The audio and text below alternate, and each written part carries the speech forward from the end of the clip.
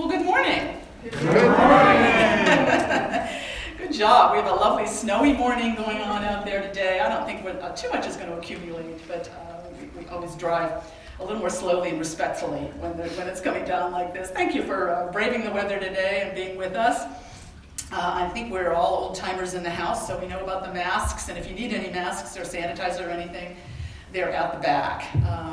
And we're delighted to have musicians. I've been enjoying their music for how many years, you guys? I don't know, it's been a long while. 2 at least. At least 2. Luis Salvador and Jack Widener, so glad to have them here. Let's welcome them and thank them. Excellent. So as always, we want to begin with prayer and begin thinking about who and what we are lifting up in our prayerful thoughts today.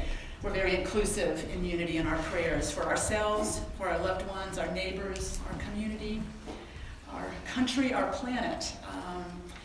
Lifting up prayers for healing, for enlightenment, for peace, and loving kindness among us. So as we reflect on that, we'll go into prayer with a very familiar prayer song in Unity Churches, Surely the Presence. So join in that in any way you like. Sing along with me here.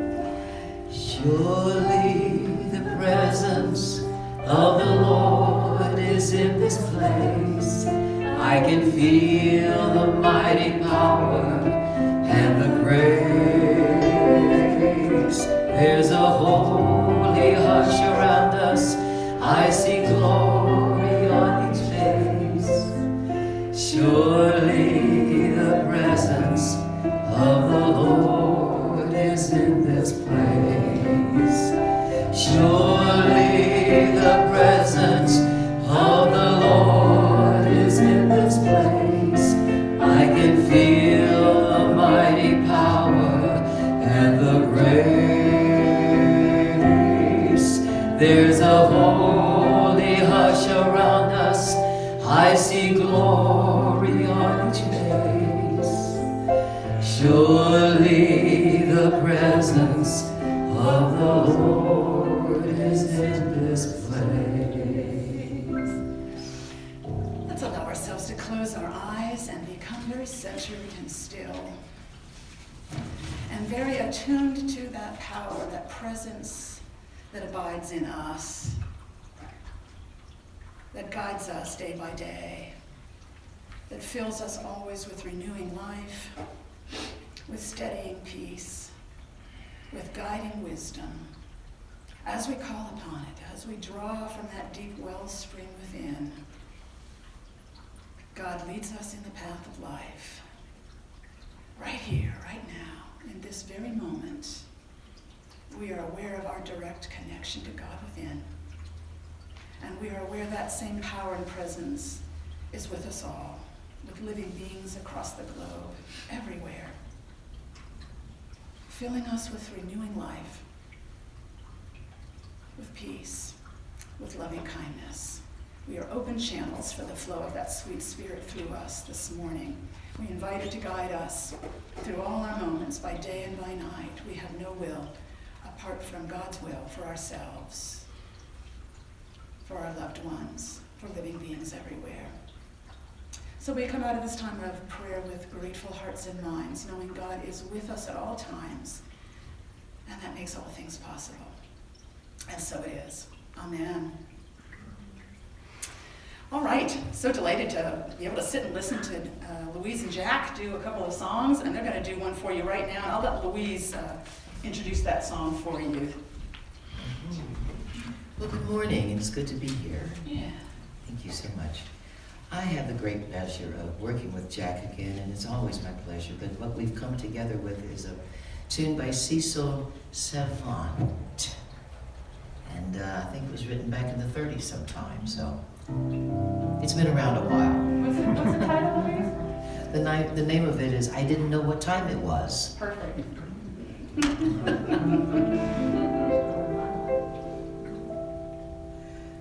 Grand, give me a first note. Grand to be alive, oh, to be young, to be mad, to be yours alone. Grand to see your face, feel your touch, hear your voice say I'm all your own.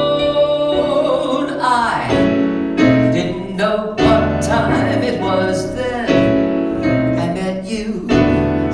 Oh, what a lovely time it was, how sublime it was too.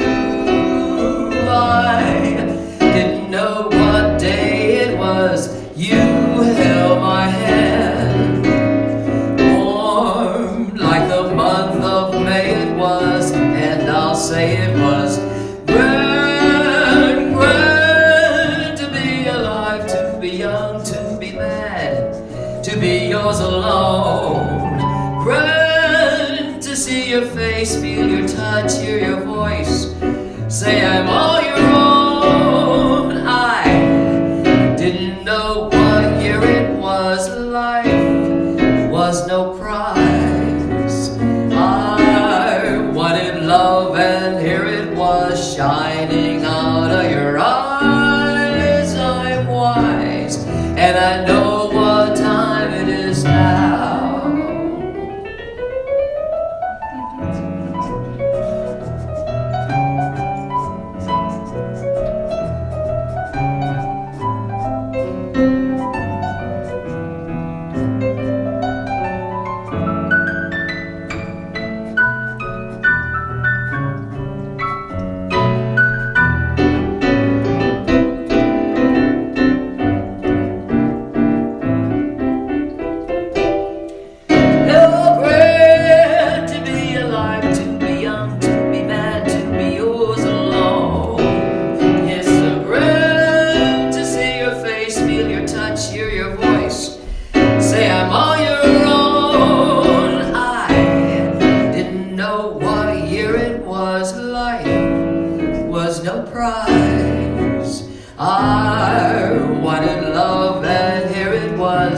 Shining out of your eyes, I'm wise, and I know what time it is, wise, and I know what time it is, wise, and I know what time it is now.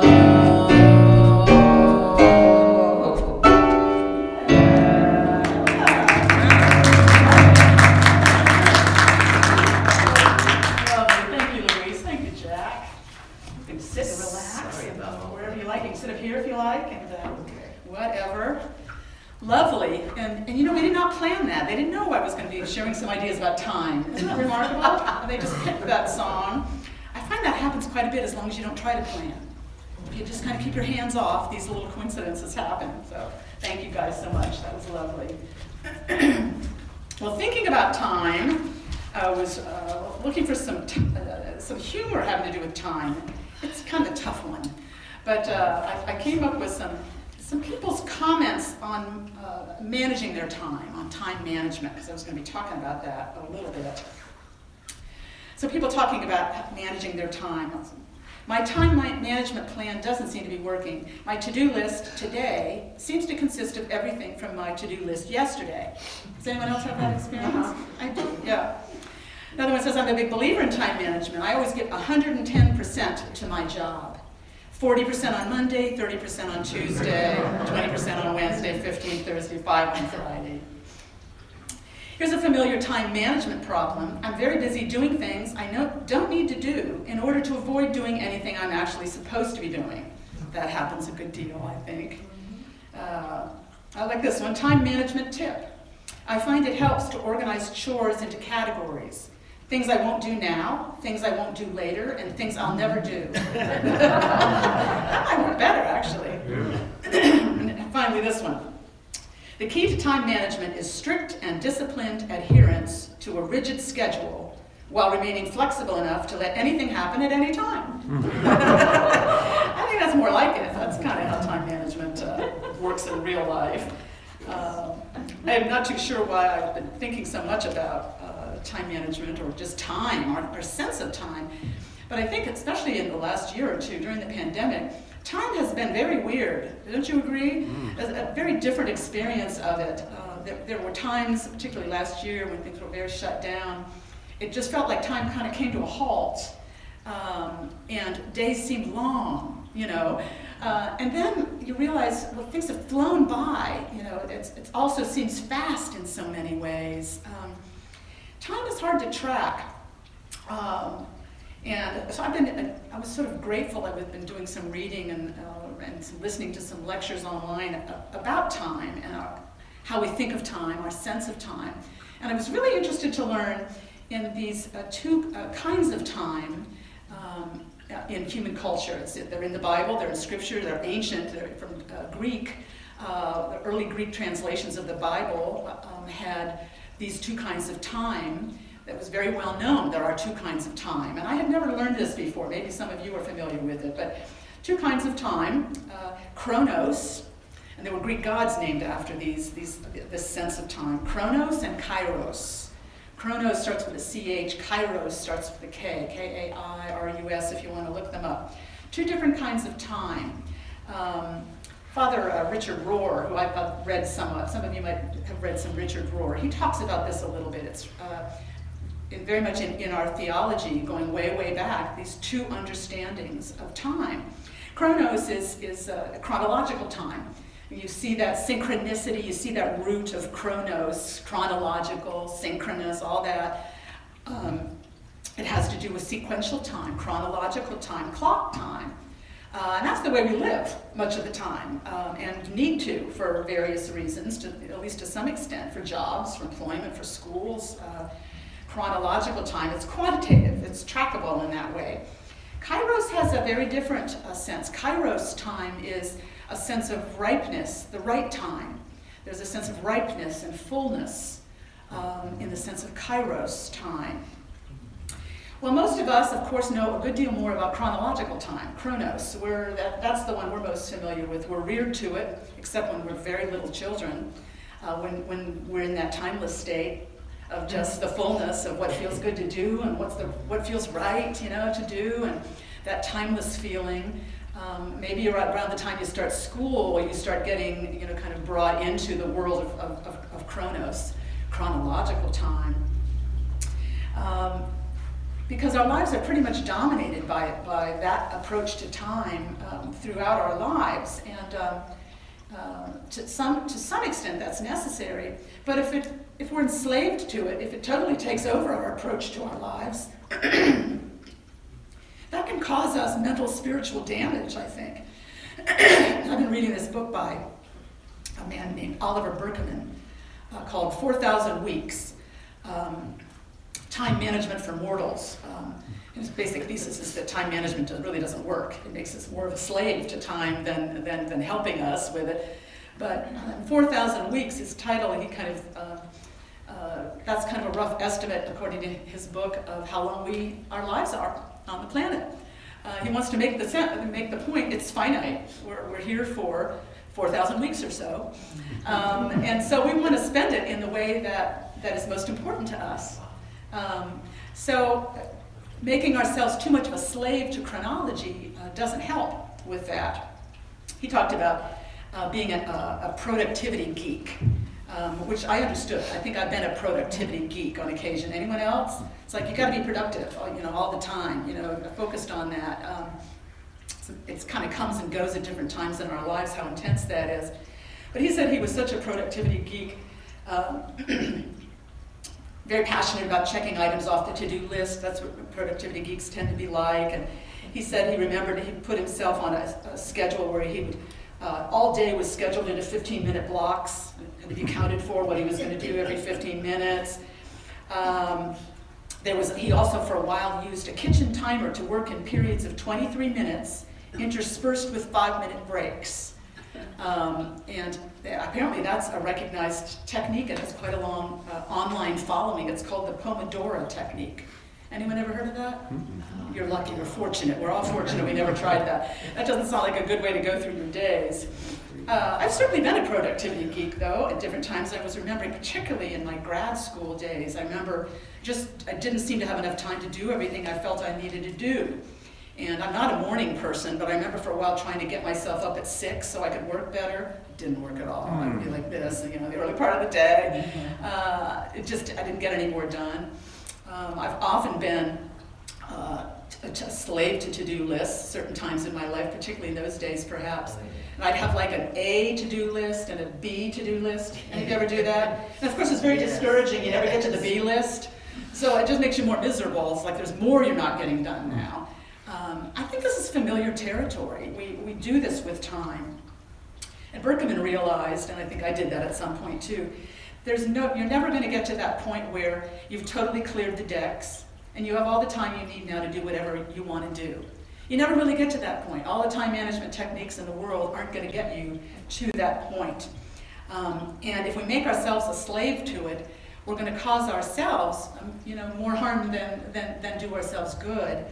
Berkman makes that point. He says it can get to be like time feels like an unstoppable conveyor belt, bringing us new tasks as fast as we dispatch the old ones. And becoming more productive just seems to cause the belt to speed up. It made me think of Lucy in the Chocolate Factory. Do you remember? It's going faster and faster, and she was stuffing them in her mouth and in her pockets. And it can feel that way when you're sort of racing to try to keep up, to get done everything you think you should keep up, and you never really get there. Well, Kairos is a very different sense of time and a very different experience of time. And if there's anything you take home to think about today, or think about Kairos and your sense of time in that regard. Times when you're doing things and it just feels right. It's the right time. There's a sense of timelessness about it. You're doing what's right for you to do now, and it feels right. And we all have moments like that. Richard Rohr talks about that. He uses the phrase deep time for these Kairos moments in our lives. We need a lot more practice with that because our culture doesn't give us a lot of training in that. We're trained to the clock, getting things done at the right time according to a schedule. It's not about Kairos. It's not about deep time. What's right for you to do right now? What feels right? What's ripe?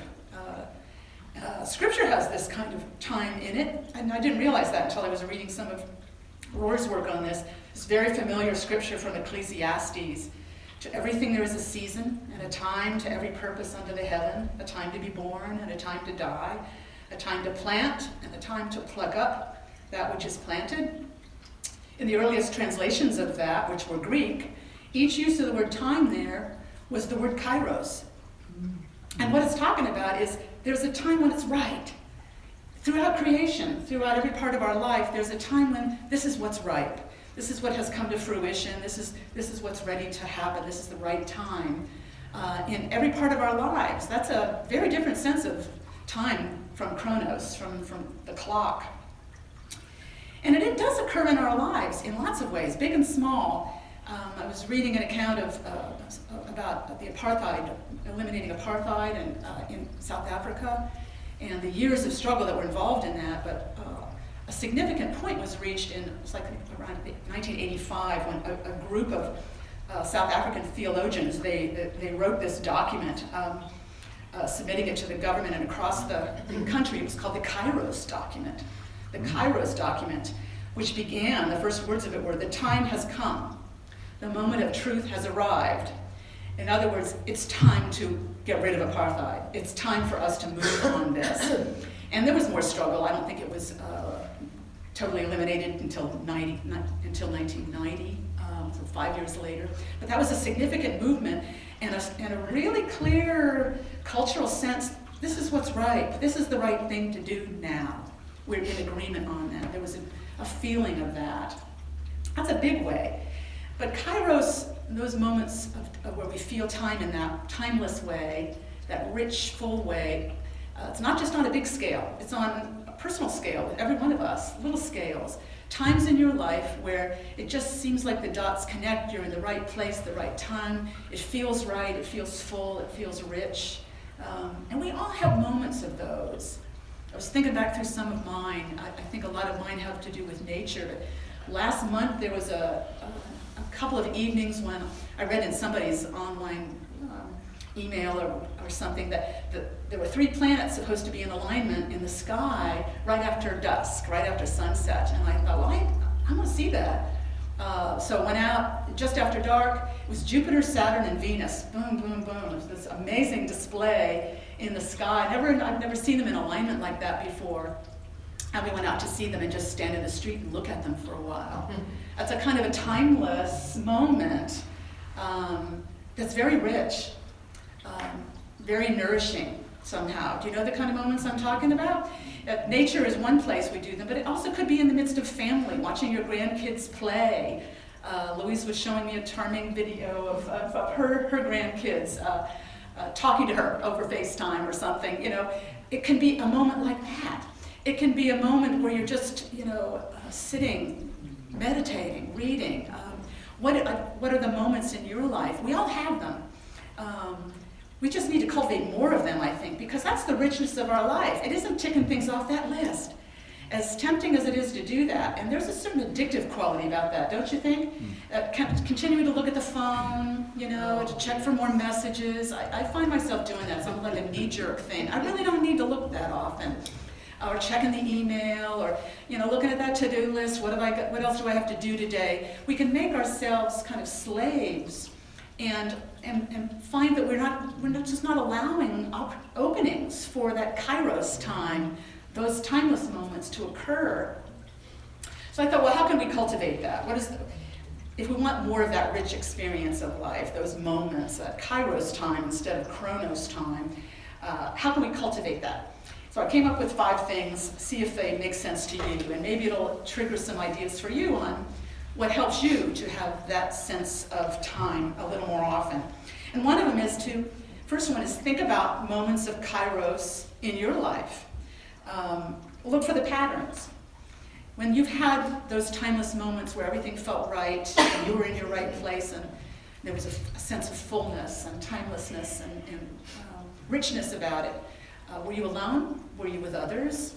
Were you outside? Were you inside? Were you moving? Were you sitting quietly?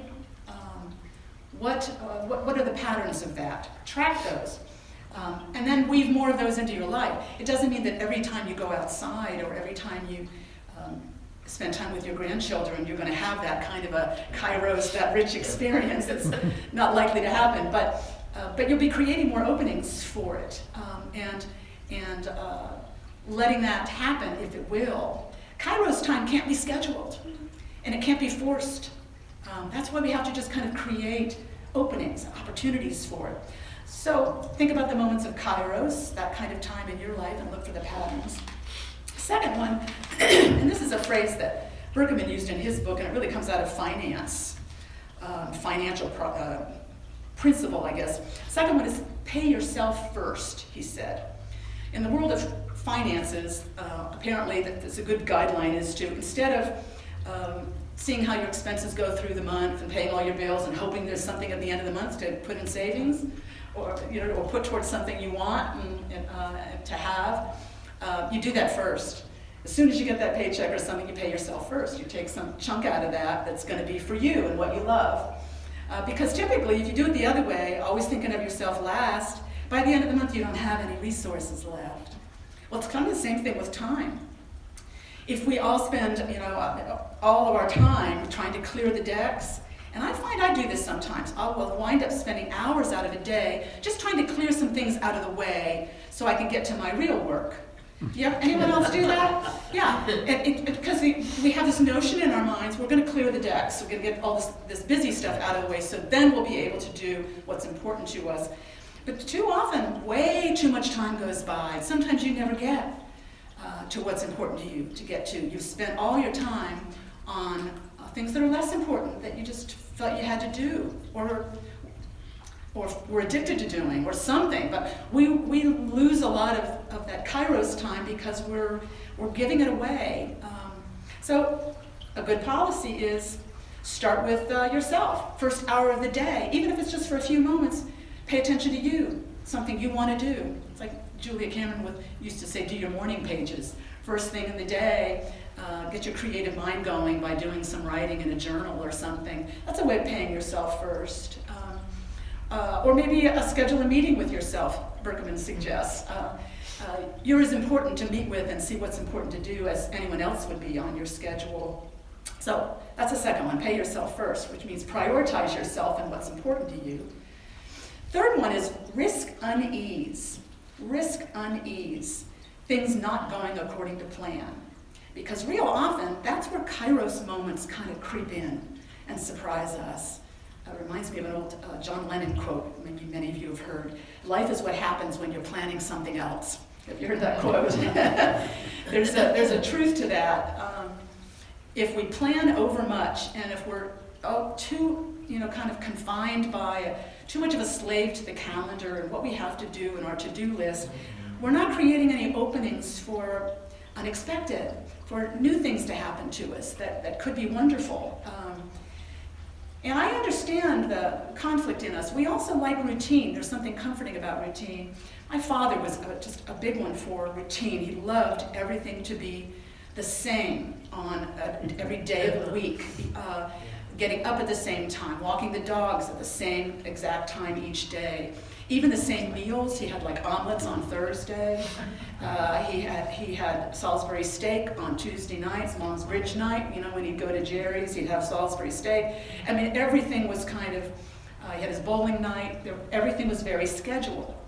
And I understand where that, why there's an appeal to that. There is, particularly for people who didn't have much structure in their early life. It's very helpful, stabilizing to have that kind of routine. At the same time, though, if we're too much of a slave to that, we're not leaving any openings to be surprised or delighted by life. We're too stuck with the calendar. So that feeling of rightness, of fullness, of timelessness, it tends to come in those unexpected moments. We can't schedule them.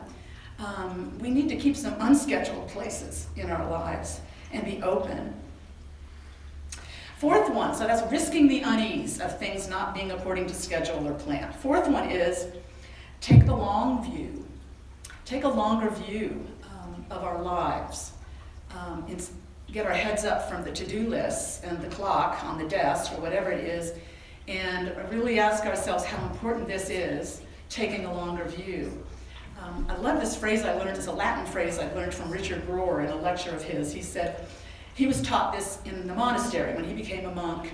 All of his teachers would say this quite often to kind of help them reset their priorities on what was important. They would use this Latin phrase, sub specie eternitatis.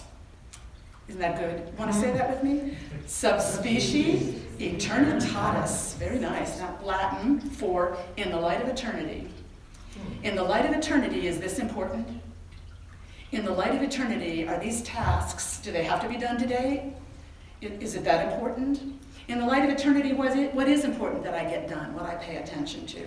It's a great way of reorienting ourselves, especially when we're feeling overwhelmed with, the clutter on the desk, or the length of the to-do list, or the housekeeping that never gets done, or the laundry that's piling up, or whatever the many things are that can take so much of our time and our days. Sometimes we need to pull back and go, sub specie eternitatis, in the light of eternity, is it really important I do this today? Can it wait? And often it just can. So take a long view. And then the final one, and it's one I think we work on again and again, but have a practice, some kind of a meditation practice or a mindfulness practice, however you refer to it, but have some kind of a practice in your life that's about just being here now. Being in the moment, not in the future, not in the past. You're right here now. And there are many meditation techniques for that. Mindfulness is the one Thich Nhat Hanh used, and he had many books about that. Many of you probably read that Thich Nhat Hanh passed yesterday.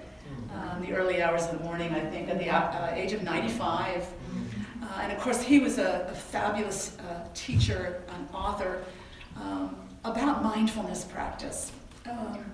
He said, he said the energy of being aware and awake to the present moment. That's what mindfulness is, the energy of being aware and awake to now, here. From his book, Pieces Every Step, The Path of Mindfulness in Everyday Life, he wrote this. He said, if we are not fully ourselves, truly in the present moment, we miss everything. He said, many people are alive but don't touch the miracle of being alive because we're always somewhere else in our thoughts. not able to be right here now. So the practice is such a simple one. It's always about just being here now, following something as simple as the breath, in and out. And as thoughts arise, we just acknowledge them, planning, thinking about tomorrow, thinking about yesterday, planning, plotting, and we just bring our minds back. No judgment or condemnation about it, because this is the practice. We're learning to be aware of our thoughts and manage them a little bit. And as we do that more and more, we find we are able to be here now. So much more of the time, our minds are not so taken over by to-do work and tasks and things that are drawing our minds away from the moment. We're able to experience Kairos more as we do that, the richness of this moment right here now. And what a blessing that is. That's where the richness of life is. It's not going to be when we finally get to the end of that to-do list and we're all caught up. I had a congregant for years, she tried to use that as an affirmation, which I thought was a good one to use. She'd say, I'm all caught up. Let's say that together. I'm all caught up. Yeah, we don't say that often enough usually. We're saying, I got to do this, I got to do that. Too much to worry about. We need these practices of letting ourselves be right here, right now, living in the flow of time, living in the flow of time. So let's take that into a closing prayer together and affirm this truth for ourselves.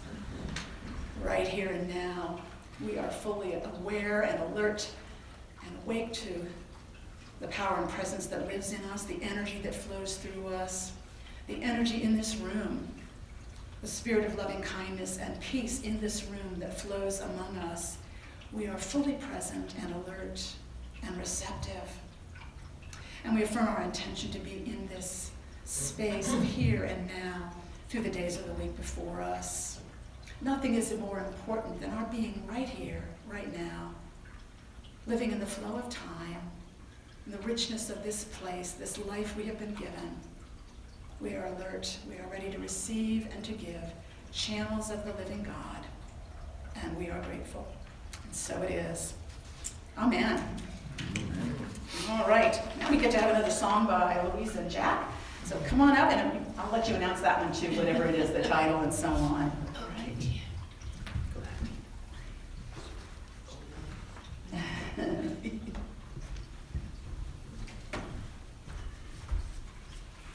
Thank you, Joanne. Alrighty, this next tune I've chosen was, I think it was written by Cecil Savant back in 1940, 42 or so, and was introduced by a wonderful vocalist by the name of Vera Lynn. And the tune is entitled A Nightingale Sang in Barkley Square.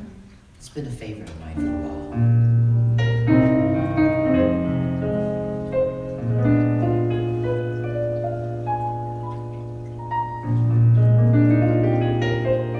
That certain night, the night we met, there was magic abroad in the air. There were angels dining at the Ritz, and a nightingale sang in Barkley Square.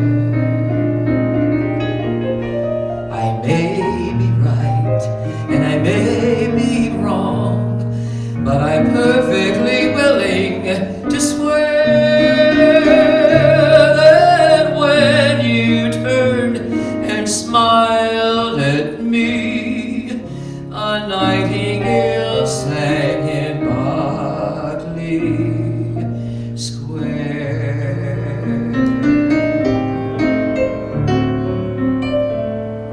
The moon that lingered over London town, poor puzzled moon, he wore a frown. How could he know we two were so in love, while the whole darn world seemed upside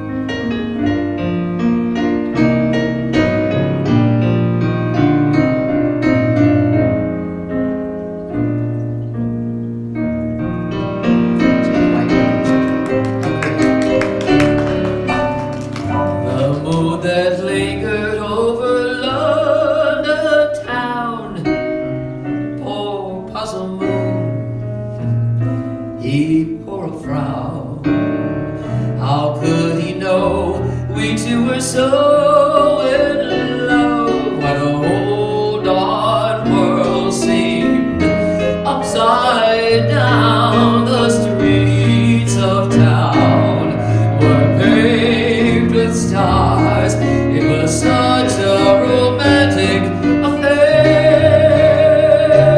And as we kissed and said goodnight, a nightingale sang in Barkley. And as we kissed and said goodnight, a nightingale sang in Barkley Square.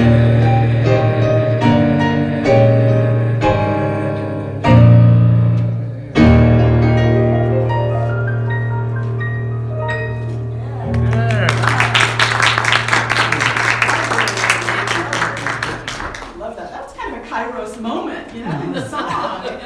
Nightingale singing. Yeah. Gave me some chills. Absolutely. Yeah. It's wonderful, you two. Thank you. All right, so we're just down to the end, some announcements about what's going on around here, and our platform hostess today is the one